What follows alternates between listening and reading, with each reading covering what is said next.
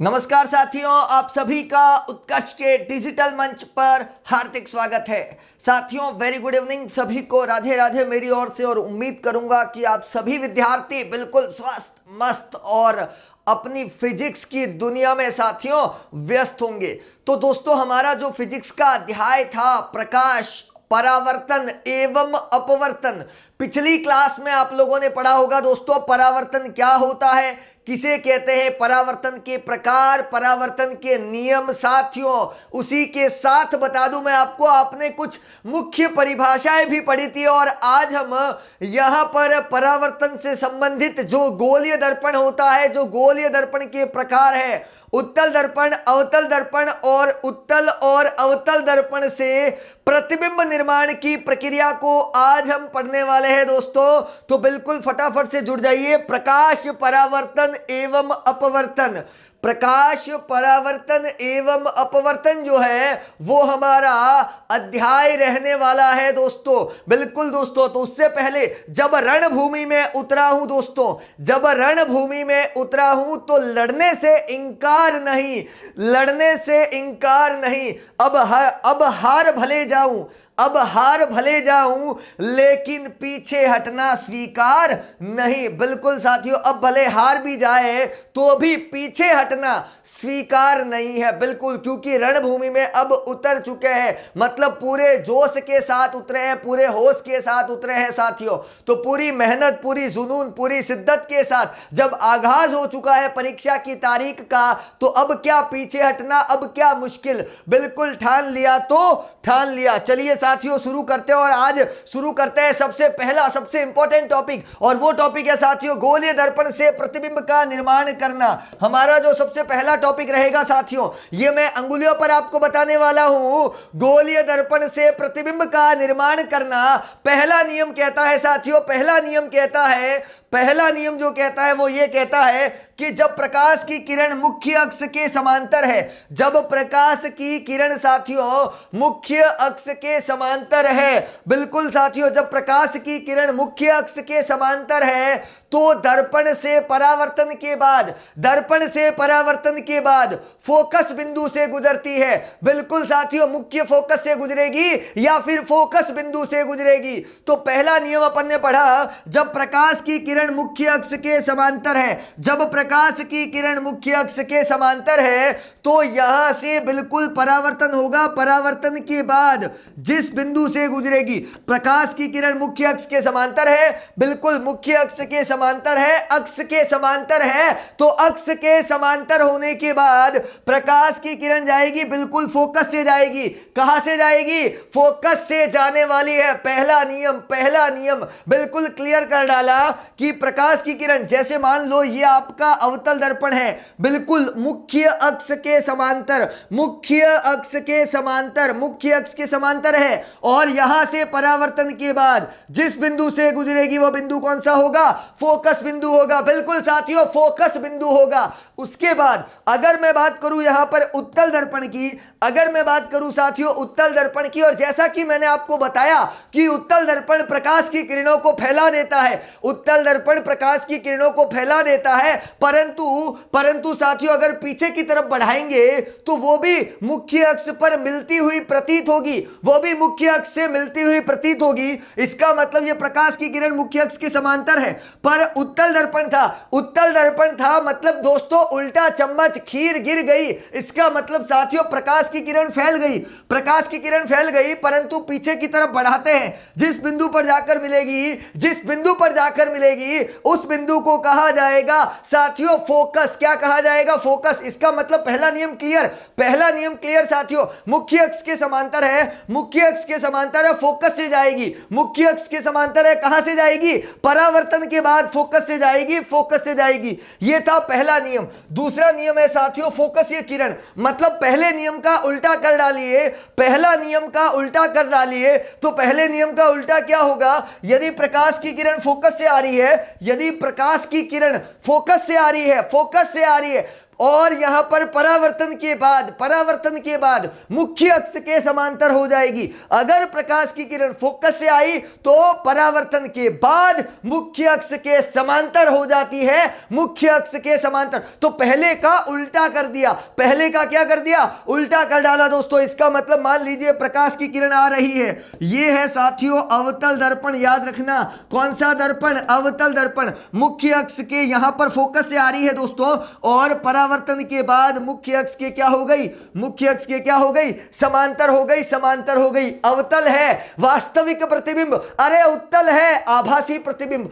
अब मैं बात कर रहा हूं अ से अवतल, अवतल मतलब वास्तविक, उत्तल मतलब आभासी। उत्तल मतलब उल्टा चम्मच, आभासी। प्रकाश की किरण आई थी, फोकस से आई थी, ये बिल्कुल फोकस से आ रही है, परावर्तन के बाद मुख्य अक्ष के समांतर हो गई। परावर्तन के बाद मुख्य अक्ष के समांतर मतलब पहले का उल्टा। पहला कहता है मुख्य अक्ष से आई, पहला कहता है मुख्य अक्ष के समांतर थी, परावर्तन के बाद फोकस से गई। दूसरा कहता है फोकस से आई, परावर्तन के बाद मुख्य अक्ष के समांतर हो गई। कितने नियम दोस्तों, 2 नियम। तीसरा कहता है नो चेंज, तीसरा कहता है नो चेंज। नो चेंज का मतलब होता है दोस्तों कि प्रकाश की किरण अगर सी से आ रही है, सी का मतलब होता है सेंटर पॉइंट, सी का मतलब होता है दोस्तों सेंटर पॉइंट। सेंटर पॉइंट मतलब वक्रता बिंदु, वक्रता बिंदु मतलब वक्रता केंद्र। अगर प्रकाश की किरण वक्रता केंद्र से आती है, वक्रता केंद्र से आती है, तो परावर्तन के बाद वापस उसी पथ पर लौट जाएगी। परावर्तन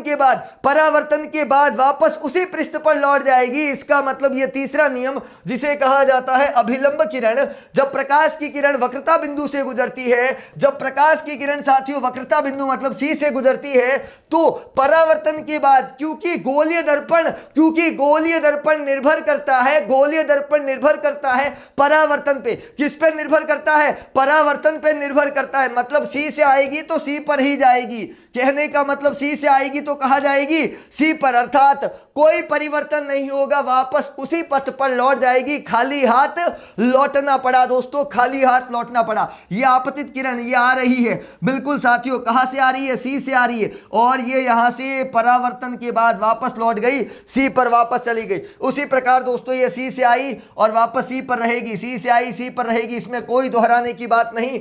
ये साथियों उत्तल था आभासी, उत्तल था आभासी, अवतल था वास्तविक, अवतल था वास्तविक दोस्तों, वास्तविक जिसकी बात कर चुका हूं। तीसरा नियम छुट्टी कर डाली। चौथा और अंतिम नियम दोस्तों, चौथा और अंतिम नियम जिसको कहा गया तिर्यक किरण, मतलब प्रकाश की किरण दोस्तों ध्रुव पर आपतित होती है। प्रकाश की किरण दोस्तों ध्रुव पर आपतित होती है। प्रकाश की किरण दोस्तों ध्रुव पर आपतित होती है, ध्रुव पर आपतित होती है। ध्रुव मतलब होता है पोल। अगर प्रकाश की किरण अगर ध्रुव पर आपतित होती है तो वापस उसी माध्यम में लौट जाएगी, उसी कोण के साथ, उसी कोण के साथ, उसी कोण के साथ। मान लो आई कोण से आया, आई कोण से आया तो वापस आर कोण से चला गया। आई कोण का मान 30 डिग्री था तो आर का मान भी 30 डिग्री, मतलब ध्रुव पर आने पर वापस उसी माध्यम में लौट जाएगी। ये उत्तल की बात कर ली और इधर अवतल की बात कर ली। 4 बातों पर बात की साथियों, 4 बातें, और चारों फटाफट से रिकॉल करता हूं। पहला नियम साथियों, पहला नियम मैं 4 बातों पर बात करके आया हूं। जो पहली बात थी वो बता दूं। पहली बात क्या थी, प्रकाश की किरण दोस्तों मुख्य अक्ष के समांतर है, मुख्य अक्ष के समांतर है, मुख्य अक्ष के समांतर है। बिल्कुल ठीक सुन रहे साथियों, मुख्य अक्ष के समांतर है, फोकस से गुजरेगी। परावर्तन के बाद साथियों, परावर्तन के बाद याद रखना, परावर्तन के बाद, परावर्तन के बाद, किसके बाद, परावर्तन के बाद कहां से गुजरेगी, फोकस से गुजरेगी, फोकस से गुजरेगी। इसी का उल्टा कर दो, इसी का उल्टा कर दो। दूसरा नियम हो गया, उल्टा कर दो। अगर प्रकाश की किरण फोकस से आ रही है, प्रकाश की किरण फोकस से आ रही है परावर्तन के बाद, परावर्तन के बाद दोस्तों मुख्य अक्ष के समांतर हो जाएगी। परावर्तन के बाद मुख्य अक्ष के समांतर हो जाएगी। दूसरा नियम। तीसरा नियम सी से आई सी पर लौट गई। चौथा नियम आई बराबर आर। अगर प्रकाश की किरण ध्रुव पर आपतित होती है आई कोण से, वापस उसी माध्यम में आर कोण के साथ चली गई। ये 4 बातें थी साथियों, 4 बातें जो परावर्तन के नियम है साथियों, परावर्तन के नियम। बात करता हूं साथियों उत्तल दर्पण पे, बात करता हूं साथियों उत्तल दर्पण। उत्तल मतलब उल्टा चम्मच, उत्तल मतलब उल्टा चम्मच, उत्तल मतलब कौन सा चम्मच, उल्टा चम्मच। इसका मतलब दोस्तों उत्तल दर्पण की बात कर रहा हूं।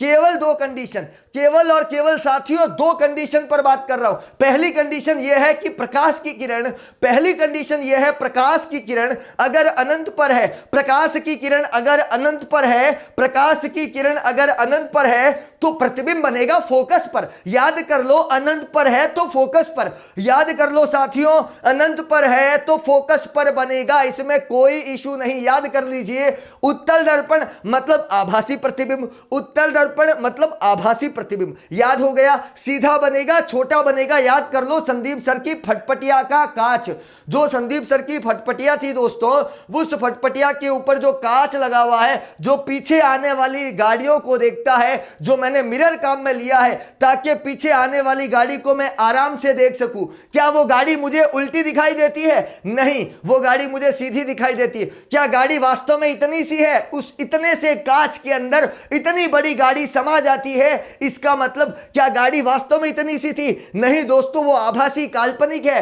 वो आभासी है, वो काल्पनिक है, वो सीधा प्रतिबिंब बन रहा है। क्यों? क्योंकि वो मिरर जो है दोस्तों, वह मिरर है उत्तल दर्पण का मिरर। मतलब गाड़ियों के साइड कांच में किसका उपयोग होता है? उत्तल दर्पण का उपयोग होता है, उत्तल दर्पण का उपयोग होता है। इसका मतलब दोस्तों उत्तल दर्पण के अंदर क्या क्या रहेगा? बिल्कुल साथियों, पहली कंडीशन आभासी होगा, बिल्कुल ठीक साथियों। दूसरी कंडीशन सीधा होगा, तीसरी कंडीशन दोस्तों छोटा होगा। मतलब आभासी सीधा छोटा, आभासी सीधा छोटा, आभासी सीधा छोटा। हमने कहा पहली कंडीशन है वस्तु अनंत पर है, वस्तु अनंत पर है, वस्तु अनंत पर है, प्रतिबिंब बनेगा फोकस पर, प्रतिबिंब बनेगा फोकस पर, वस्तु अनंत पर। वस्तु मतलब होता है बिंब, वस्तु मतलब क्या होता है? बिंब, बिंब मतलब होता है ऑब्जेक्ट। तो वस्तु कहो, बिंब कहो, ऑब्जेक्ट कहो, और वस्तु ऑब्जेक्ट या बिंब कहते हैं दोस्तों, तो इसका मतलब होता है वस्तु अगर अनंत, अनंत मतलब होता है जिसकी कोई दूरी नहीं, मतलब बहुत दूर से। तो प्रकाश की किरणें अगर बहुत दूर से आ रही है, उत्तल दर्पण है, उत्तल दर्पण मतलब होता है उल्टा चम्मच, प्रकाश की किरणें फैल गई, प्रकाश की किरणें फैल गई, इसका मतलब यह हुआ कि प्रतिबिंब बनेगा आभासी, आभासी सीधा और छोटा बनेगा, आभासी सीधा छोटा बनेगा। तो अनंत पर है साथियों, अनंत पर है, अनंत पर है, अनंत पर है। इसका मतलब साथियों फोकस पर प्रतिबिंब बनेगा, फोकस पर प्रतिबिंब बनेगा, फोकस पर। इसमें कोई दोहराने की बात नहीं। प्रतिबिंब कहां बनेगा? फोकस पर। कैसा बनेगा? आभासी सीधा और बहुत छोटा, आभासी सीधा और बहुत छोटा, आभासी सीधा और बहुत छोटा। उसके बाद मैं बात करूं साथियों, मैं कह रहा हूं कि अगर अनंत को छोड़ दो, अनंत को छोड़ दो, अनंत के अलावा वस्तु कहीं पर भी रख दो, अनंत के अलावा साथियों, अनंत के अलावा वस्तु कहीं पर भी रख दो, कहीं पर भी रख दो, किसी भी स्थान पर रख लो, प्रतिबिंब बनेगा, प्रतिबिंब बनेगा P और F के मध्य। जो बात मैंने आपको कही, अनंत के अलावा साथियों, अनंत के अलावा दो बातें बता रहा हूं, दो बातें बता रहा हूं। पहली बात है वस्तु अनंत पर है, प्रतिबिंब फोकस पर। यहां सेट करो, सीधा खोपड़ी में छेद कर डालो। पहला है दोस्तों, वस्तु है अनंत पर, प्रतिबिंब बना कहां? फोकस पर। दूसरा, अनंत के अलावा कहीं पर भी हो, अनंत के अलावा कहीं पर भी हो, प्रतिबिंब बनेगा कहां? प्रतिबिंब बनेगा कहां? प्रतिबिंब बनेगा साथियों, यहां पर मैं बता दूं P और F के बीच। कहां बनेगा? P और F के बीच। कैसा बनेगा? आभासी सीधा छोटा, आभासी सीधा छोटा, आभासी सीधा छोटा। छोटा मतलब कहते हैं ना छोटू इधर आ, तो ये वाकई में छोटू है, क्योंकि इसका उपयोग उपयोग उपयोग कहां होता है? गाड़ियों का साइड वाला मिरर, मतलब संदीप सर की फटफटिया का साइड वाला मिरर पीछे आने वाली गाड़ी को देखेगा ताकि गाड़ी छोटी दिखेगी, सीधी दिखेगी, और वो प्रतिबिंब कैसा होगा? आभासी। मैं किसकी बात कर रहा हूं? उत्तल दर्पण, उत्तल दर्पण उल्टा चम्मच, मां के हाथों की खीर की बात कर रहा हूं साथियों। बिल्कुल ठीक। अब एक एक डायग्राम का धुआं धुआं करते हैं। पहला डायग्राम, वस्तु अनंत पर है, वस्तु जिसको कहा दोस्तों बिंब, वस्तु जिसको कहा बिंब। बिल्कुल ठीक साथियों, वस्तु जिसको कहा बिंब, और मैं यहां पर बिंब की बात कर रहा हूं। तो वस्तु साथियों अनंत पर है। बिल्कुल ठीक दोस्तों, यह है आपका उत्तल दर्पण, ये मैंने कर ली इस पर रजत की पॉलिश। बिल्कुल साथियों, उभरा हुआ होता है उत्तल दर्पण। ये मुख्य अक्ष ले लिया, ये मुख्य अक्ष ले लिया, और ये यहां पर मैं ले लिया दोस्तों अनंत। अब साथियों, अनंत से प्रकाश की किरणें आ रही है, आने दीजिए साथियों, अनंत से प्रकाश की किरणें मुख्य अक्ष के समांतर है साथियों, मुख्य अक्ष के समांतर है। तीर का निशान जरूरी है लगाना, तीर का निशान नहीं लगाओगे तो नंबर 0, तीर का निशान नहीं लगाया नंबर 0, इसका मतलब बहुत जरूरी। अनंत से आ रही है साथियों, अनंत से आ रही है, ये देखिए बिल्कुल बड़ी दूरी से आई है और धुआं धुआं कर देगी ये प्रकाश की किरणें। फैल गई क्योंकि साथियों ये कैसा दर्पण है, उत्तल दर्पण है। ये फैल गई साथियों, फैल गई, पर पीछे की तरफ बढ़ाया, पीछे की तरफ बढ़ाया, जिस बिंदु पर जाकर मिलेगी उस बिंदु को कहा जाएगा कौन सा बिंदु, कौन सा बिंदु साथियों, फोकस बिंदु कहा जाएगा। इसका मतलब बिंदु साइज, बिंदु साइज।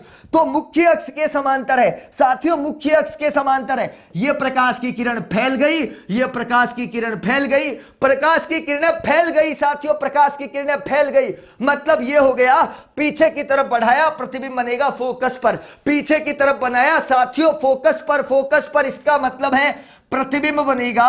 पहली बात है साथियों, प्रतिबिंब बनेगा, कहां बनेगा, फोकस पर बनेगा, फोकस पर बनेगा। कैसा बनेगा, कैसा बनेगा साथियों, मैं बता दूं, आभासी या काल्पनिक, आभासी या काल्पनिक, बिल्कुल साथियों सीधा बनेगा और वाकई में बहुत छोटा बनेगा, बिंदु साइज का बहुत छोटा बनेगा। यह पहला डायग्राम बिल्कुल रवाना कर दिया, वस्तु अनंत पर है साथियों, वस्तु अनंत पर है। क्लियर हो गई बात, यहां पर वस्तु अनंत पर है, जिस पर अपन ने बात कर ली, वस्तु कहां है, अनंत पर। सीधा बनेगा, सीधा बनेगा, ये देखिए टेबल देखो जरा, आभासी, सीधा और छोटा।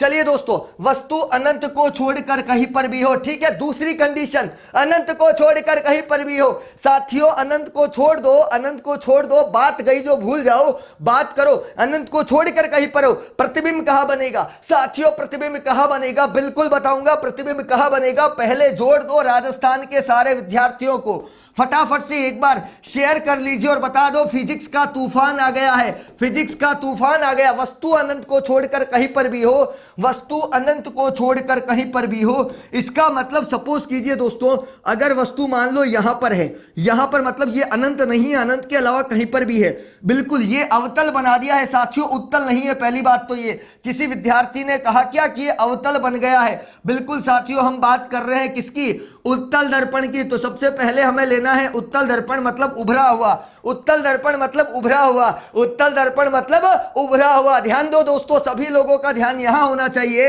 उत्तल मतलब उभरा हुआ होता है, रजत पॉलिश कर डाली। हमने कहा वस्तु कहीं पर भी हो, ये लीजिए कहीं पर भी है, ये मुख्य अक्ष के समांतर थी साथियों, मुख्य अक्ष के समांतर थी।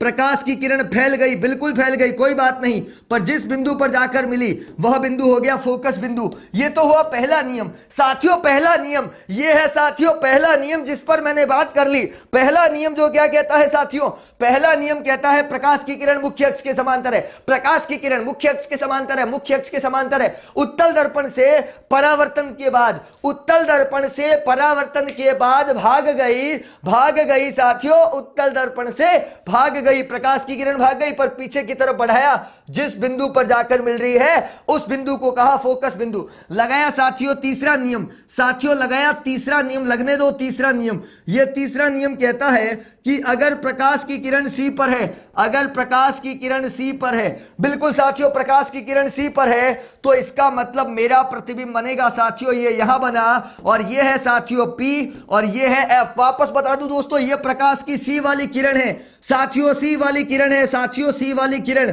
और ये है सी। यहां पर हम इसका सी यहां मानेंगे क्योंकि गोला ऐसा बनता है, आपने देखा होगा साथियों, गोला ऐसा बनता है, मतलब सी गोले का केंद्रीय बिंदु, गोले का केंद्र बिंदु। तो ये गोला बन चुका है, ये सी है दोस्तों, तो ये सी से आई वापस सी पर लौट गई, परंतु साथियों दोनों मिलते हुए नजर आ रहे, दोनों एक दूसरे को क्रॉस कर रहे, और इसका मतलब कहां कर रहे, P और F के बीच साथियों, P और F के बीच।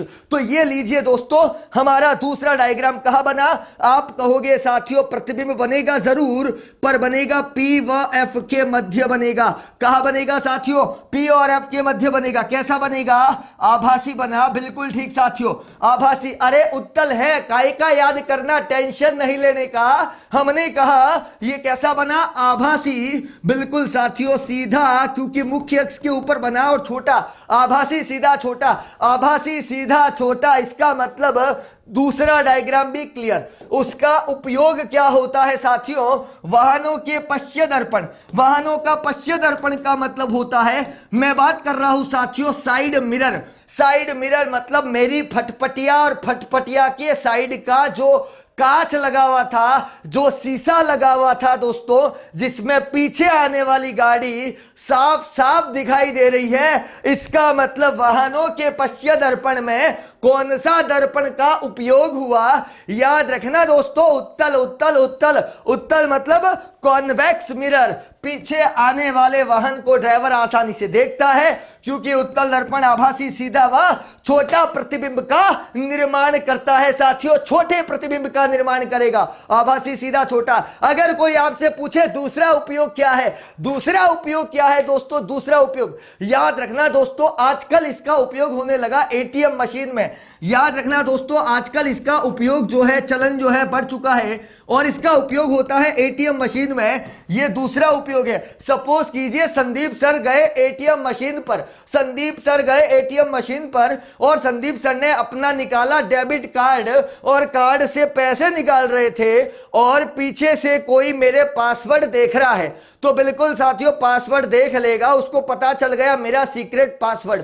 पर्स चोरी हो गया तो गड़बड़ हो जाएगा, पर्स चोरी हो गया तो गड़बड़ हो जाएगा, पर उसको थोड़े ना पता था कि संदीप सर के पैसे अकाउंट में तो पैसे ही नहीं।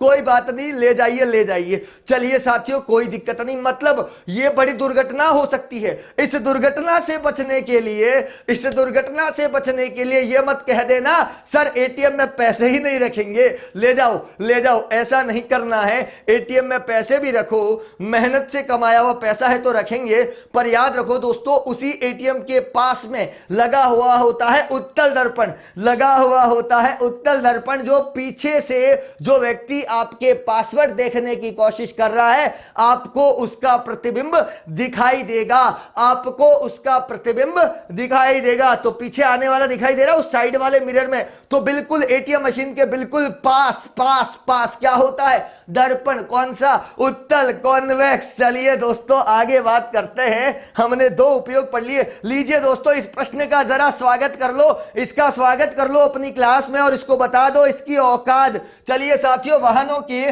पश्य दर्पण के रूप में, वाहनों के पश्य दर्पण के रूप में किस दर्पण का, पश्य दर्पण का मतलब होता है दोस्तों साइड मिरर में। साथियों साइड मिरर में किस दर्पण का उपयोग किया जाता है? क्या साथियों अवतल, क्या उत्तल, क्या समतल, क्या परवलयिक दर्पण? इनमें से क्या उत्तर होगा, दिखाओ ना इसकी औकात। बिल्कुल ठीक साथियों, बिल्कुल ठीक, इसका उत्तर रहेगा उत्तल दर्पण। उत्तल दर्पण आभासी सीधा, आभासी सीधा और कैसा प्रतिबिंब, बिल्कुल साथियों छोटा प्रतिबिंब। ये था उत्तल दर्पण, उत्तर दे दिया और बी प्रश्न का उत्तर मिल गया। चलिए साथियों वेट कर रहा हमारा अवतल दर्पण, इसका भी स्वागत करते हैं, जोर से स्वागत करते हैं, जबरदस्त स्वागत करते हैं। और स्वागत के लिए राजस्थान के विद्यार्थियों को जोड़ना ना भूलना है। एक बार फटाफट से पूरा दबाकर शेयर कर दीजिए और दिखा दो, दिखा दो ये अवतल दर्पण। अवतल दर्पण परीक्षा की दृष्टि से बड़ा महत्वपूर्ण, फिजिक्स को धुआं धुआं करने वाले, सर से पढ़ने वाले, दिखा दो एक बार शेयर करके फटाफट से। अवतल दर्पण से प्रतिबिंब निर्माण की बात कर रहा हूं साथियों, अवतल दर्पण से प्रतिबिंब निर्माण। अब यहां पर कंडीशन कैसी रहेगी जरा उस पर देख लीजिए। 5+1, 5+1, जरा ध्यान दो दोस्तों, 5+1 की बात कर रहा हूं साथियों। 5+1 कितना होता है? तो 5+1 होता है 6। बिल्कुल साथियों गणित भी आती है, इसका मतलब संदीप सर गणित भी पढ़ाने का काम कर रहे हैं। 5+1 होता है 6, मतलब हम अवतल दर्पण में 6 कंडीशन पढ़ेंगे। अरे दोस्तों उत्तल में 2 पढ़ी, उत्तल में 2 पढ़ी, वही बात है कितने आदमी थे? 2 थे। अरे उत्तल दर्पण में कितने प्रतिबिंब थे? सर जी 2 थे। कौन कौन से? अनंत पर था, फोकस पर, अनंत पर था फोकस पर, और दूसरा अनंत के अलावा कहीं पर भी हो, P और F के बीच। अब यहां देखेंगे 5+1, यहां देखेंगे 5+1, इसका मतलब साथियों अवतल दर्पण में टोटल 6 कंडीशन होगी। अवतल दर्पण में टोटल 6 कंडीशन होगी, जिनमें 5 डायग्राम की बात करूं, जिनमें 5 डायग्राम की बात करूं तो साथियों वास्तविक और उल्टे हैं। 5 डायग्राम है वास्तविक और उल्टे। 5 डायग्राम कैसे है, वास्तविक और उल्टे, और एक डायग्राम आभासी सीधा बड़ा। ये एक दोस्तों, ये एक जो है वो बड़ा खतरनाक है, इस पर प्रश्न बनता है। बिल्कुल, ये तो रंगीन मिजाज का निकला। एक डायग्राम, इसकी ऐसी की तैसी, इसका मतलब ये एक डायग्राम आभासी सीधा बड़ा। याद रखना दोस्तों, आभासी सीधा और बड़ा। देखो, आभासी सीधा उत्तल में था, आभासी सीधा कहा था, उत्तल पर, वहां पर छोटा था, यहां पर बड़ा है दोस्तों। ये बड़ा धमाका कर रहा है, तो आभासी सीधा और आवर्धित प्रतिबिंब कहीं मिलेगा, बड़ा प्रतिबिंब कहीं मिलेगा, तो वो मिलेगा दोस्तों अवतल दर्पण की वो एक कंडीशन, अवतल दर्पण की वो एक कंडीशन। तो ये 5 डायग्राम तो वास्तविक और उल्टे हैं, 5 डायग्राम साथियों वास्तविक और उल्टे हैं। एक डायग्राम दोस्तों, एक डायग्राम जो है वो है आपका आभासी सीधा बड़ा। पहला डायग्राम होगा दोस्तों वस्तु अनंत पर है, पहला डायग्राम है दोस्तों वस्तु अनंत पर है, पहला डायग्राम होगा वस्तु अनंत पर है। बिल्कुल ठीक साथियों, पहला डायग्राम वस्तु का है अनंत पर। दूसरा डायग्राम दोस्तों सी और अनंत के बीच है, दूसरा डायग्राम दोस्तों सी और अनंत के बीच है, दूसरा डायग्राम दोस्तों सी और अनंत के बीच है। बिल्कुल ठीक साथियों, सी और अनंत के बीच दूसरा डायग्राम बनेगा। बिल्कुल सुपड़ा साफ कर देंगे। तीसरा डायग्राम बनेगा साथियों सी पर, तीसरा डायग्राम बनेगा साथियों सी पर। चौथा डायग्राम बनेगा एफ और सी के मध्य, चौथा डायग्राम बनेगा एफ और सी के मध्य। पांचवा डायग्राम बनेगा साथियों एफ पर। बिल्कुल ठीक है दोस्तों, ये ठीक इसी प्रकार से मैं सुपड़ा साफ कर दूंगा इसका यहीं पर। ये है दोस्तों अवतल दर्पण, ये कर दी रजत की पॉलिश, ये कर दी साथियों रजत की पॉलिश। पहला डायग्राम दोस्तों यहां से शुरुआत होगी पिक्चर की, पहला डायग्राम अनंत पर है, यहां पर सी है। दूसरा डायग्राम दोस्तों यहां पर सी और अनंत के बीच, दूसरा डायग्राम सी और अनंत के बीच, दूसरा डायग्राम साथियों सी और अनंत के बीच। तीसरा डायग्राम साथियों सी पर, तीसरा डायग्राम साथियों सी पर। थोड़ा और नजदीक चलो, थोड़ा और नजदीक चलो साथियों, तो ये चौथा है एफ और सी के मध्य, क्योंकि हम यहां से शुरू कर रहे थे, हम यहां से शुरू कर रहे थे। पहला डायग्राम अनंत पर था, थोड़ा नजदीक आए दोस्तों तो सी और अनंत के बीच, सी और अनंत के बीच, सी और अनंत के बीच दूसरा। तीसरा थोड़ा नजदीक आए सी पर, थोड़ा और नजदीक गए दोस्तों एफ और सी के मध्य, थोड़ा और नजदीक दोस्तों, थोड़ा और नजदीक, तो पांचवा डायग्राम, पांचवा डायग्राम दोस्तों एफ पर। कितनी कंडीशन, अगर ये 5 डायग्राम 5 कंडीशन याद कर दी, समझ लो धुआं धुआं हो गया। अवतल दर्पण को बोलोगे चल हट। चलिए दोस्तों शुरू करते हैं एक एक डायग्राम को। सबसे पहले देखते हैं दोस्तों, सबसे पहले देखेंगे वस्तु की स्थिति, वस्तु जिसको बोला जाता है साथियों बिंब, वस्तु जिसको बोला जाता है साथियों बिंब। इसका मतलब सबसे पहले मैं आपको सिखाने वाला हूं बिंब की स्थिति, फिर मैं सिखाऊंगा दोस्तों प्रतिबिंब की स्थिति। बिल्कुल ठीक साथियों, प्रतिबिंब की स्थिति, फिर हम बात करेंगे इसकी प्रकृति पर, फिर हम बात करेंगे इसकी प्रकृति पर, और अंत में जरूर बात करूंगा इसके आकार पर। बिल्कुल साथियों, ये सब हम बात करने वाले हैं, ये सब बात करने वाले हैं साथियों। समझने के लिए तैयार हो जाओ साथियों, समझने के लिए तैयार हो जाओ। पहली कंडीशन है दोस्तों वस्तु अनंत पर है, पहली कंडीशन वस्तु अनंत पर है। दूसरी कंडीशन सी और अनंत के बीच दोस्तों, दूसरी कंडीशन सी और अनंत के बीच। तीसरी कंडीशन वस्तु सी पर है, सी पर है, सी पर है। चौथी कंडीशन एफ और सी के मध्य, चौथी कंडीशन एफ और सी के मध्य। पांचवी कंडीशन दोस्तों वस्तु एफ पर है। छठी कंडीशन को रवाना कर लो, हमारी क्लास में अपवाद लोगों की आवश्यकता नहीं है। छठी कंडीशन अपवाद है, उसको बोलो निकल बाहर, तेरी जरूरत बाद में है, हमें पढ़ने दे, हमें पढ़ने दे। चलिए साथियों पढ़ने दे, इसका मतलब क्या हुआ, 5 कंडीशन वास्तविक है इसलिए 5 लिखी है, ताकि इससे हमारे कॉन्सेप्ट क्लियर हो गए। छठी कंडीशन बाद में उससे भी निपट लेंगे। तो पहले 5 कंडीशन वस्तु अनंत, सी और अनंत के बीच, सी पर, एफ और सी के मध्य और एफ पर। अब साथियों मेरा आपसे आग्रह है इसका उल्टा लिखिए। मेरा आपसे आग्रह है दोस्तों, सबसे नीचे कौन है, सबसे नीचे कौन है साथियों, सबसे नीचे कौन है, एफ। इसको सबसे पहला मौका मिलना चाहिए, जो सबसे नीचे है उसको सबसे पहला मौका मिलना चाहिए। उसके बाद क्या लिखा है, एफ और सी के मध्य। बिल्कुल साथियों ये लिखा एफ और सी के मध्य, ये लिखा दोस्तों एफ और सी के मध्य। फिर उसके बाद क्या है दोस्तों सी पर, ये लीजिए सी पर। उसके बाद क्या है दोस्तों सी और अनंत के बीच, ये लीजिए दोस्तों सी और अनंत के बीच, ये लीजिए सी और अनंत। और लास्ट में है दोस्तों अनंत पर, ये लीजिए साथियों उल्टा लिखा है, साथियों उल्टा लिखा है। हमारी ट्रिक कामयाब कामयाब, हमारे डाउट क्लियर उल्टा लिखा है, मतलब नीचे से ऊपर लिख दिया, सबसे नीचे वाला पहले, उसके बाद ये, उसके बाद ये, और ऐसे करते करते छुट्टी कर दी। सारे डायग्राम वास्तविक है, सारे डायग्राम वास्तविक है, सारे डायग्राम उल्टे हैं साथियों, सारे के सारे वास्तविक उल्टे हैं। उस एक नमूने को छोड़ दो जो अपवाद है, निकल यहां से, उस नमूने की आवश्यकता नहीं, बाद में उससे भी निपट लेंगे दोस्तों। ये 5 डायग्राम वास्तविक और उल्टा। आकार की बात करूं साथियों, आकार की बात करूं, सबसे पहले बहुत छोटा, सबसे पहले दोस्तों बहुत छोटा है, नन्ना मुन्ना, घर में नया मेहमान आता है, छोटा होता है, 1 महीने का, 2 महीने का, स्वागत। उसके बाद दोस्तों बड़ा हो गया, साल, 2 साल, 3 साल, मतलब ये हो गया बहुत छोटे से अब वो छोटा होगा। बिल्कुल साथियों, अब वो छोटा होगा, उसके बाद छोटे से बराबर हो जाएगा। बिल्कुल साथियों, छोटे से बराबर हो जाएगा, उसके बाद साथियों बड़ा हो गया, और अंत में कहूंगा साथियों बहुत बड़ा हो गया। तो बहुत छोटा, छोटा, बहुत छोटा, छोटा, बराबर, बड़ा, बहुत बड़ा, ये हो गया उसका आकार। और ये सारी चीजें, ये 5 डायग्राम आपके यही खल्लास कर डाले।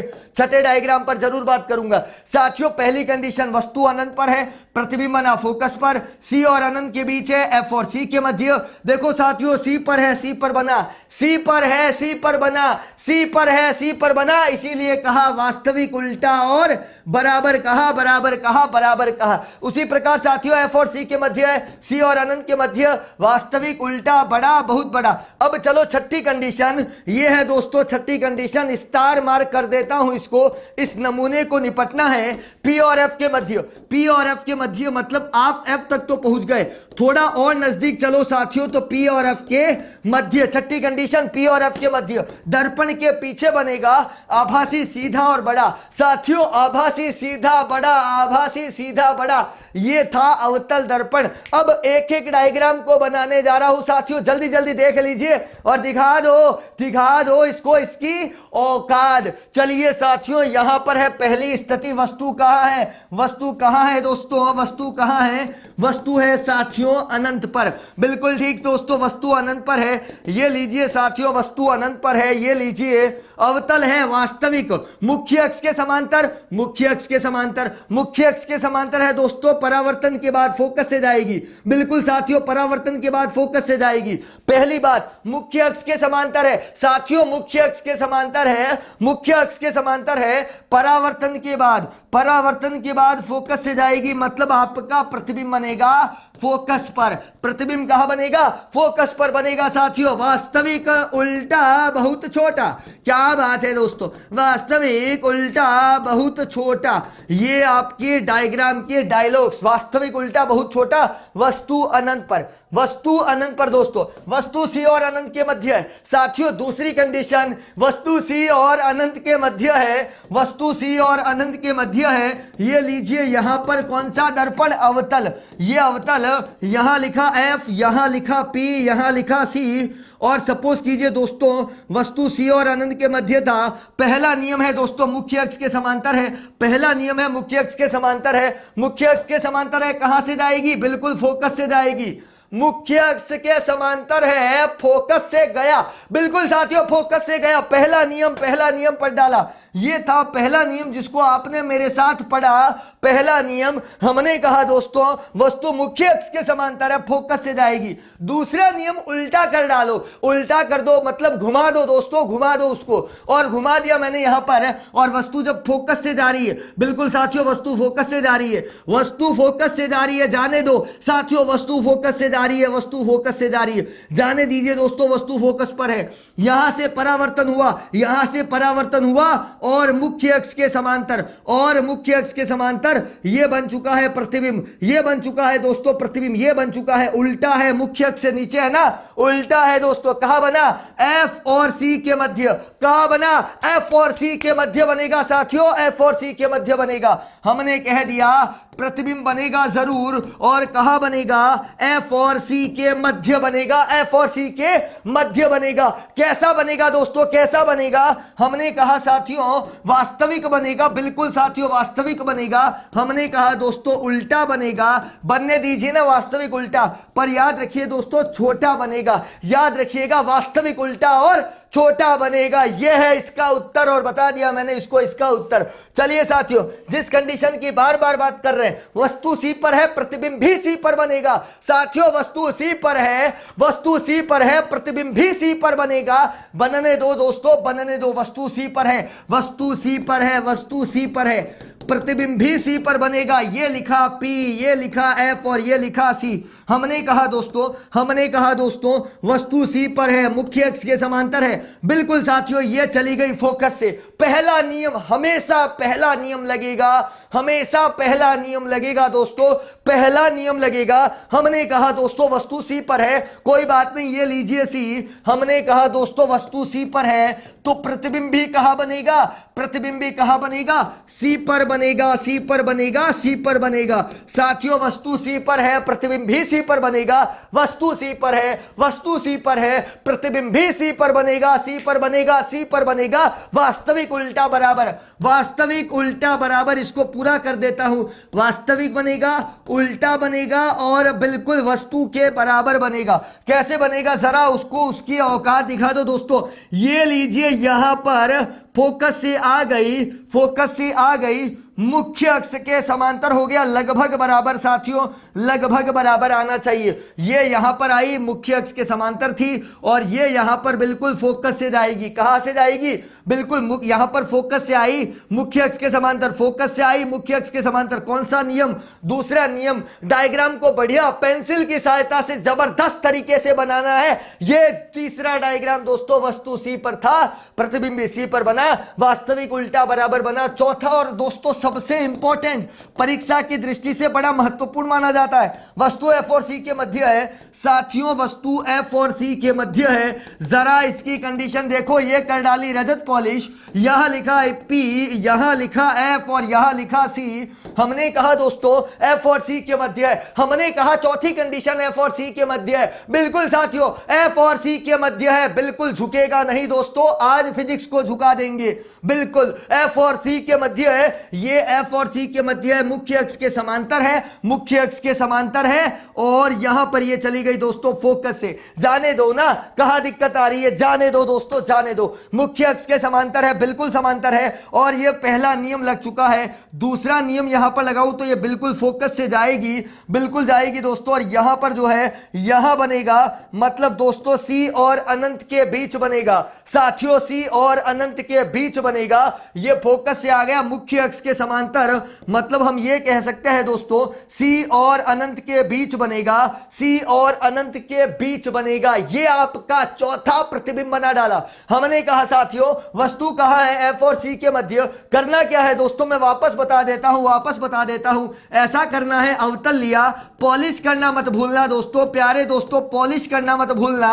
F और C लिखा। अब वो क्या कह रहा है, वो क्या कह रहा है, F और C के मध्य है, वो कह रहा है F और C के मध्य है। ये लीजिए F और C के मध्य है, ये लीजिए F और C के मध्य है। हमने कहा यहां पर ये पहला नियम लगाया, पहला नियम लगाया, मुख्य अक्ष के समांतर है। फोकस से जाएगी कि नहीं जाएगी, बिल्कुल जाएगी। अब यहां से ये फोकस से आ गई और ये हो गया दोस्तों मुख्य अक्ष के समांतर, मतलब बन चुका है C और अनंत के मध्य। बिल्कुल ठीक साथियों, तो याद रखना दोस्तों C और अनंत के मध्य बनेगा, इसमें कोई दोहराए नहीं, प्रतिबिंब बनेगा C व अनंत के मध्य। बिल्कुल C और अनंत के मध्य। कैसा बना, वास्तविक बना, बिल्कुल वास्तविक बना। पहली बात वास्तविक बना।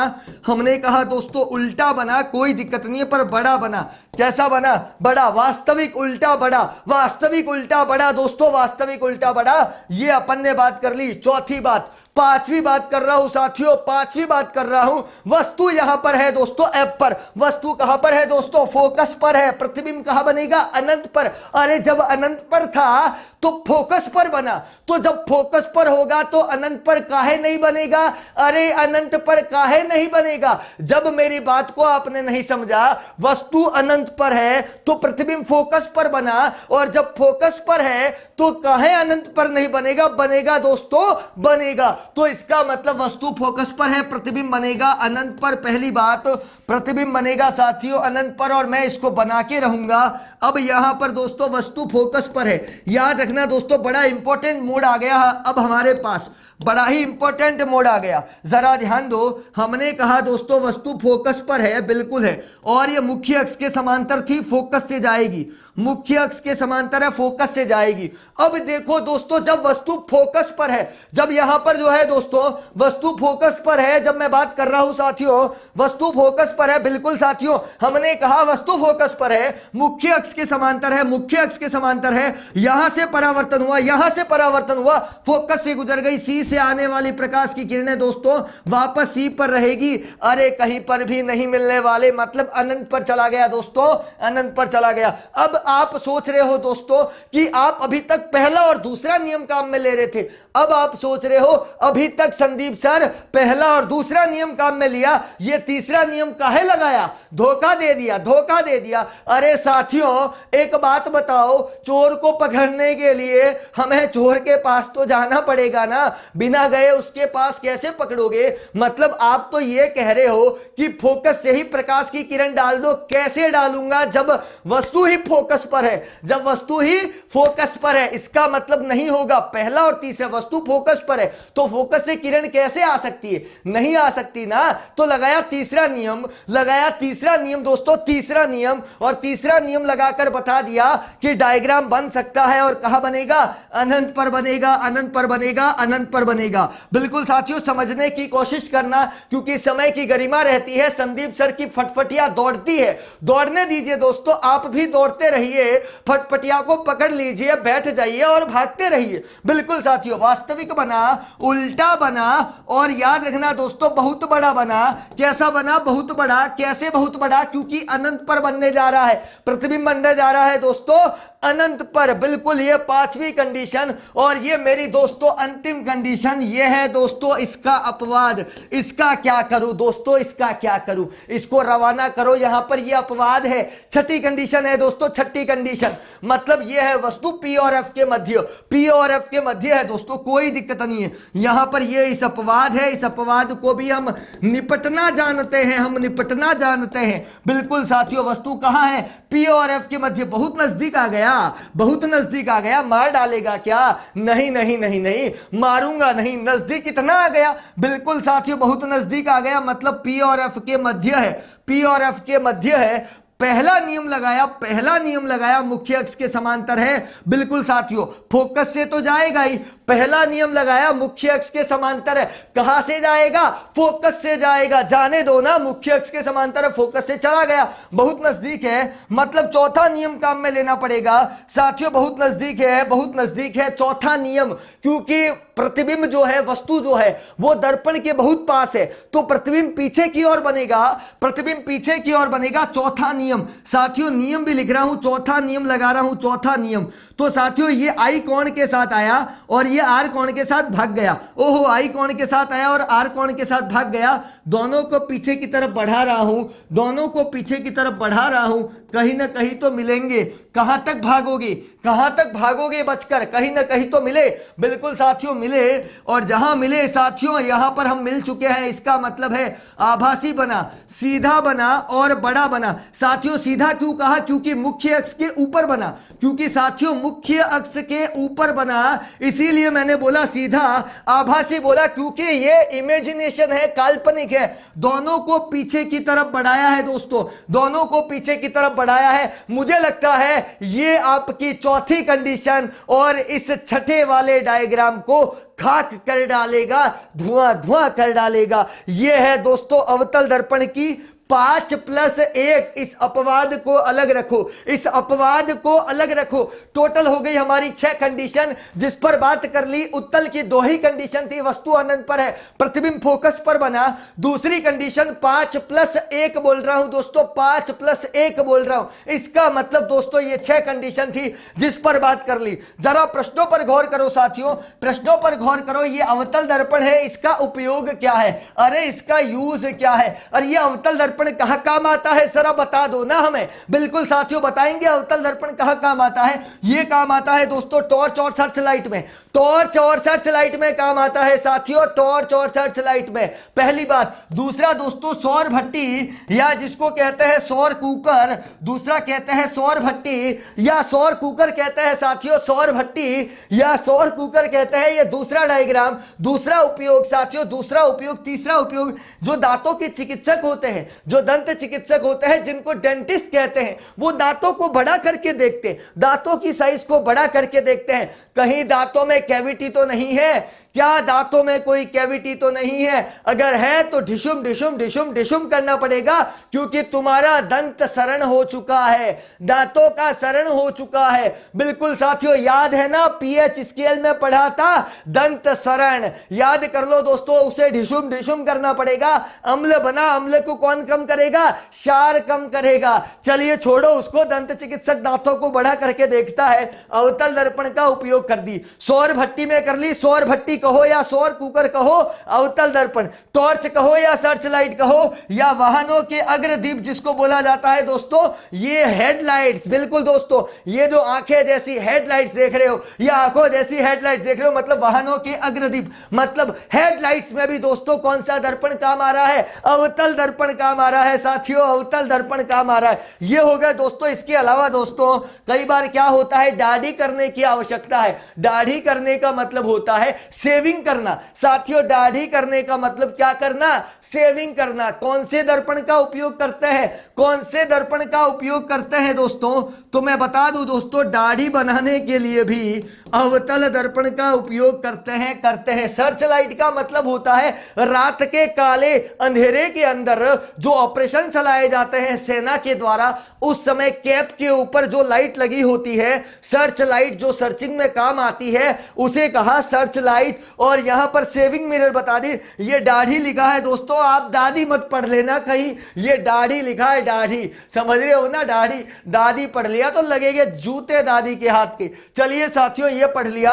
प्रश्नों का धुआं धुआं करने का समय आ चुका है। पहला प्रश्न कहा है, दाढ़ी बनाने में कौन सा दर्पण प्रयुक्त होता है। ले, अभी बताया था, इस पगले को इतना ही नहीं पता। क्या बात है दोस्तों, इतना ही नहीं पता। यहां पर एक विद्यार्थी हजामती कह रहा है, बिल्कुल ठीक दोस्तों, हजामती में भी वही बात हुई, अवतल दर्पण का उपयोग होता है। मुझे लगता है दोस्तों, ये लीजिए, इसका उत्तर आपको तोहफे में मिल गया।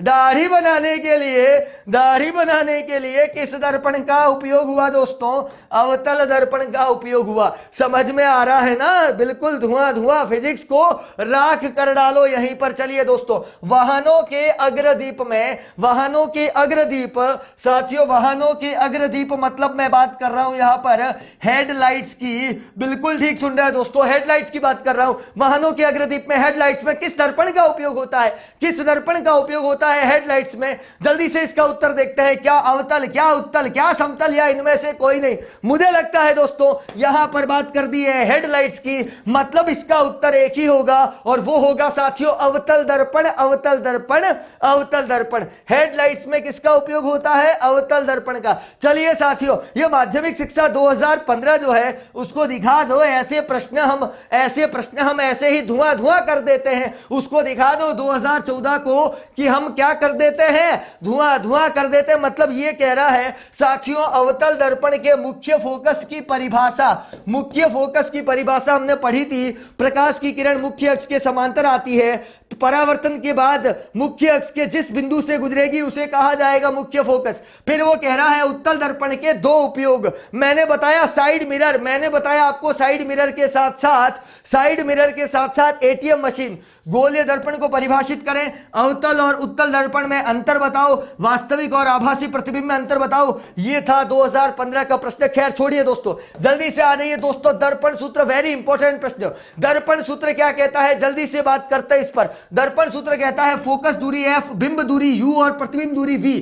मतलब यहां पर फोकस दूरी है f, फोकस दूरी है f, u है दोस्तों बिंब, बिंब मतलब होता है वस्तु, बिंब मतलब क्या होता है वस्तु, और v होता है दोस्तों प्रतिबिंब, v होता है दोस्तों प्रतिबिंब। हमने तीनों बात कर ली, v होता है फोकस। तीनों पर बात कर ली साथियों, तीनों पर बात कर ली। इन तीनों में क्या रिलेशन है, क्या संबंध है? भतीजा है, भतीजी है, चाचा है, क्या लगता है? मामा लगता है। देखो आप 1/f बराबर 1/v प्लस यू, 1/f बराबर 1/v प्लस 1/u। साथियों 1/f equal to 1/v plus 1/u, ये था दर्पण सूत्र, ये था दोस्तों दर्पण सूत्र। दर्पण सूत्र की बात कर डाली मैंने यहां पर, और दर्पण सूत्र जो है वो है साथियों 1/f equal to 1/v plus 1/u। ये साथियों दर्पण सूत्र, दर्पण सूत्र मतलब फोकस दूरी, बिंब दूरी, प्रतिबिंब दूरी, इन तीनों में क्या संबंध है बता दिया, FVU बता दिया साथियों, FVU FVU FVU। साथियों अब बात करूं फोकस दूरी किसे कहेंगे? ध्रुव और प्रतिबिंब के बीच की दूरी। गलत हो गया, ध्रुव और फोकस के बीच की दूरी, इसको करेक्ट कर लो, फोकस दूरी बोला जाएगा साथियों, फोकस दूरी यहां पर बोला जाएगा। ध्रुव और प्रतिबिंब के बीच की दूरी, बिल्कुल साथियों ध्रुव और प्रतिबिंब के बीच की दूरी प्रतिबिंब दूरी हो गई। और फोकस दूरी का मतलब होता है दोस्तों ध्रुव और फोकस के बीच की दूरी, ध्रुव और फोकस के बीच की दूरी। और प्रतिबिंब दूरी की बात करूंगा तो ध्रुव और प्रतिबिंब के बीच की दूरी, ध्रुव और प्रतिबिंब के बीच की दूरी, ध्रुव और प्रतिबिंब के बीच की दूरी प्रतिबिंब दूरी। अच्छा बिंब दूरी क्या हुआ? बिंब दूरी क्या हुआ? ध्रुव और बिंब के बीच की दूरी। अरे जब प्रतिबिंब पूछे तो ध्रुव और प्रतिबिंब के बीच की दूरी, अरे जब बिंब पूछे तो ध्रुव और बिंब के बीच की दूरी, अरे जब फोकस पूछे तो ध्रुव और फोकस के बीच की दूरी। यह था दोस्तों फोकस दूरी, बिंब दूरी, प्रतिबिंब दूरी में संबंध 1/f equal to 1/v plus 1/u। चलिए साथियों जल्दी से बात कर लेता हूं, यहां पर यह दर्पण सूत्र था हमने पढ़ा, यहां पर इसको छोड़िए। यह है आपका आवर्धन।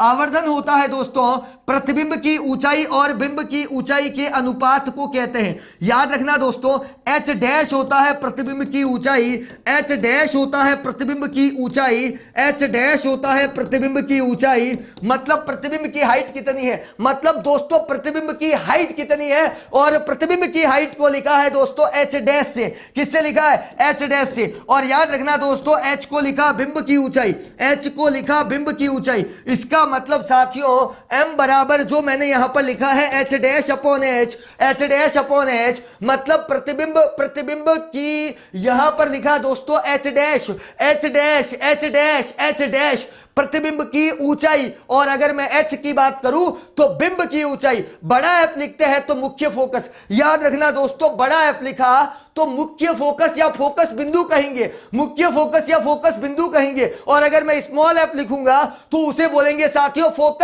फोकस दूरी। क्या बोलेंगे? फोकस दूरी। अगर ये लिखा तो फोकस दूरी और ये लिखा तो मुख्य फोकस कहा जाएगा, मुख्य फोकस कहा जाएगा। यह अपन ने बात कर ली साथियों। अब मैं आपको बता दूं कि आवर्धन किसे कहते हैं। हमने कहा साथियों प्रतिबिंब की ऊंचाई व बिंब की ऊंचाई के अनुपात को। अरे दोस्तों h डैश प्रतिबिंब की ऊंचाई, h बिंब की ऊंचाई, h डैश प्रतिबिंब की ऊंचाई, h बिंब की ऊंचाई, उसके अनुपात को, बट्टे को बोलते हैं अनुपात, इस भाग को बोलते हैं अनुपात। और ये हो गया आवर्धन। सूत्र है m बराबर h dash upon h equal to minus v upon u, minus v upon u. ये इसका पूरा रिलेशन है दोस्तों, ये इसका पूरा रिलेशन है दोस्तों, पूरा रिलेशन है। अब इसका न्यूमेरिकल प्रश्न कैसे आएगा जरा उस पर बात करता हूं साथियों। u होता है ऑलवेज नेगेटिव, u होता है ऑलवेज नेगेटिव। u मतलब होता है दोस्तों बिंब दूरी, u होता है बिंब दूरी, और बिंब दूरी हमेशा कैसा होता है? नेगेटिव होता है, नेगेटिव होता है। अगर साथियों आपको r दे रखा हो, अगर आपको r दे रखा हो तो f निकालने के लिए r/2 करना है, r/2 करना है दोस्तों, क्योंकि फोकस दूरी वक्रता त्रिज्या की आधी है। पर याद रखना दोस्तों, याद रखना दोस्तों, ये बात याद रखना, याद रखना, याद रखना। कौन सी बात? वो बात है यहां पर अगर उत्तल है दोस्तों, अगर उत्तल है तब तो f होगा पॉजिटिव। याद रखना अगर उत्तल है तो f होगा पॉजिटिव, उत्तल है तो f होगा पॉजिटिव। और अगर अवतल है, और अगर अवतल है दोस्तों तो यहां पर f होगा नेगेटिव, f होगा नेगेटिव। अब फॉर्मूला लगा दो 1/f बराबर 1/v प्लस 1/u। ये अपन ने बात कर ली दोस्तों, 1/f equal to 1/v plus 1/u। तो मुझे पूरी उम्मीद है कि आप इस पर जरूर जरूर साथियों न्यूमेरिकल करने वाले हैं दोस्तों। जरूर जरूर हमें करना है साथियों, जमीन पर बैठकर। बिल्कुल साथियों, जमीन पर बैठकर क्यों आसमां देखता है, चल उठ खड़ा हो, चल उठ खड़ा हो। ये जमाना जो है वो सिर्फ उड़ान देखना जानता है दोस्तों, उड़ान देखना जानता है। जमीन पर बैठकर क्यों आसमां देखता है, चल उठ खड़ा हो, क्योंकि ये जमाना जो है वो सिर्फ उड़ान देखना जानता है दोस्तों। उड़ना शुरू कर लो, क्योंकि मैं भी चाहता हूं कि मेरा विद्यार्थी उड़ान भरे दोस्तों, उड़ान भरे। अंत में एक महत्वपूर्ण सूचना दे देता हूं। यह बात, क्या बात है, बब्बर शेर और दो शेर साथ में। Let's learn idea.